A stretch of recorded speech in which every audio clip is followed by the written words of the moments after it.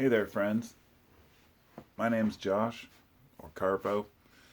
I go by Carpo because every time I go to an event, somebody comes up with the name of Josh. I go to a concert, there's somebody else there named Josh, or two people, so it was Carpo.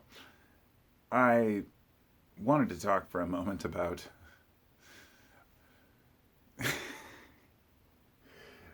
Sorry, I should just restart this, but I'm not going to because, it's a serious topic, but you've got to start off with, I guess, a little bit of self-depreciation and humor and laughter. This would almost be a continuity of a previous video I made regarding, human nature and understanding each other, but I wanted to make a totally separate video for this topic of nuclear warfare.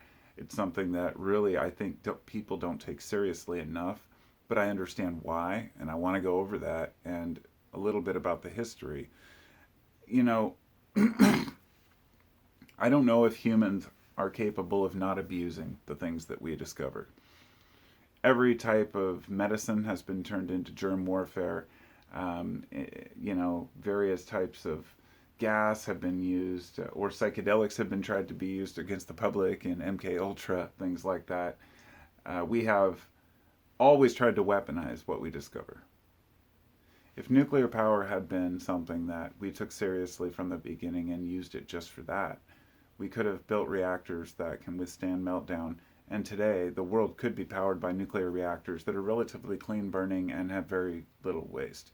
We just haven't put the money in because what we wanted was to refine uranium into anything that can make us bombs. So I'm not going to talk about the full history of, warfare, but let's just say that it wasn't very long after we split the atom that we dropped two bombs on two Japanese cities.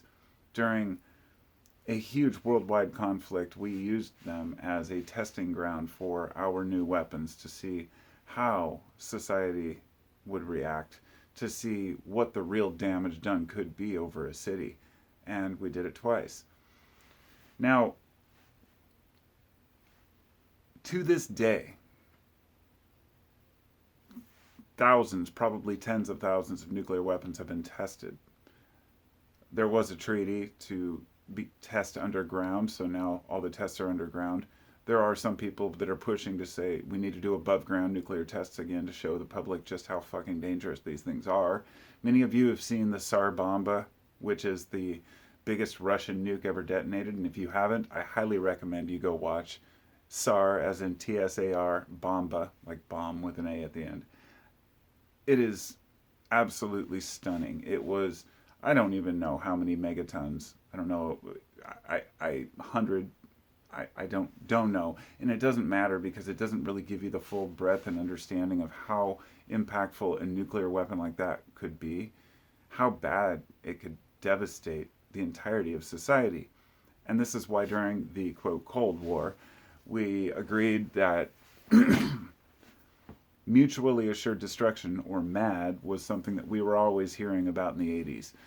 And it was this agreement, mostly talked about during the Reagan administration, that if one nuke is launched mistakenly or on purpose, it could cause a complete chain reaction that is automated. So, for example, I have watched several different documentaries and videos because I'm fascinated with nuclear power and weaponry. It's fascinating to me that something that could save us and help us so much is being so demonized, nuclear power, while at the same time nuclear weapons are consistently still being made.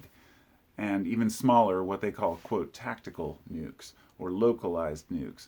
And no doubt they're working on nukes that have, minimal radiation left over. They've probably got it to the point where, when the shit really hits the fan, there are some surprises in our arsenal, I'm sure.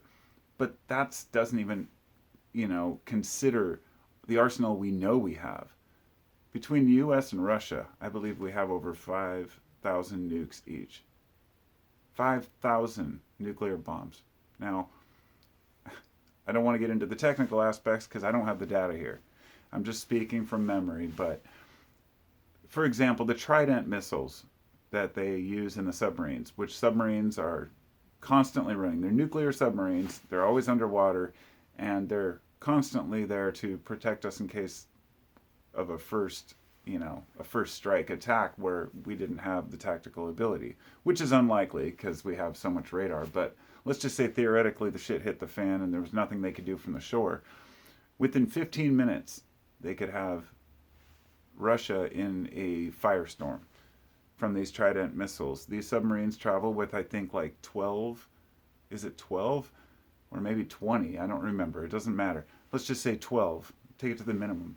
Each one of these Trident missiles, I believe, has something like 6 warheads within it. And they split into several different little nukes. When they get to their target, within 15 minutes, these things launch. Each one detonates with a power that's something like 10 to 20 times more powerful than the ones on Hiroshima and Nagasaki, which I think were like 1 kiloton. We're talking total, utter devastation. And Russia, naturally, has their own buttons and they have their own silos. And there's no way to get a nuke to either side before the other side sees it coming. So, this leaves us in a weird predicament because when my parents were kids, they had to do drills where they got under the desk in case of a nuclear attack. People were building bomb shelters, fallout shelters in their backyard. This is, interesting history. People kind of laugh at it now, like, oh, people in the 60s, look how crazy they were. No, they actually were being smart because anything could happen at any moment. We'd already seen the devastation. It hadn't been that long. But now we've totally lost touch with the damage that could be done. We don't even realize the new weaponry and new nukes that they probably have. But mind you, the old ones are all that matter. The Minuteman missiles, the Trident missiles, these things are more than enough to send us back to the Stone Age for a while.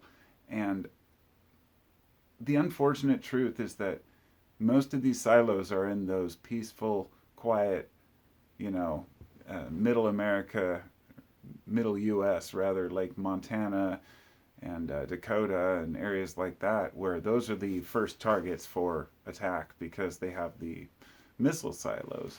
But